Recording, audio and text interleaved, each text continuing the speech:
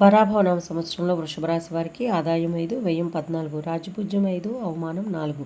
ఈ రాశి వారికి లాభస్థానం ముందు శని సంచారం ఉండుట, అదేవిధంగా గురువు ద్వితీయ తృతీయ స్థానం ముందు సంచారం వల్ల వీరు చేసే ప్రతి పనిలో కూడా మరింత ఉత్సాహంగా ముందుకు వెళ్తారు. కుటుంబం యందు అత్యంత అనుకూలమైన వాతావరణం కలిగి ఉంటారు. భార్యాభర్తల మధ్యన ఏమైనా విభేదాలు ఉన్నా తిరిగి సంతోషంగా ఉండడానికి అవకాశం ఉన్నది. ఇంకా వివాహం కాని వారికి వివాహం అగుటకు, గృహము మరియు వాహనములు కొనుటకు అనుకూలమైన సమయంగా చెప్పుకోవచ్చు. ఇంకా జాయింట్ బిజినెస్ చేస్తూ ఉంటే తగిన శ్రద్ధ అనేది అవసరము. ఇంకా విద్యార్థులకు గురుబలం చేత క్యాంపస్లో సెలెక్ట్ అయ్యే అవకాశాలు ఉన్నాయి.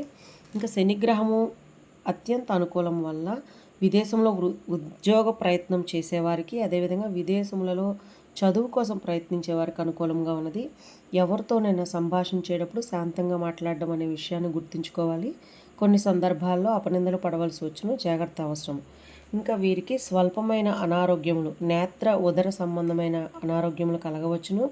వీరు ప్రతినిత్యము కూడా సుబ్రహ్మణ్యేశ్వర స్వామి యొక్క ఆరాధన చేయటం ద్వారా శుభ ఫలితాలను కలుగజేస్తాయి.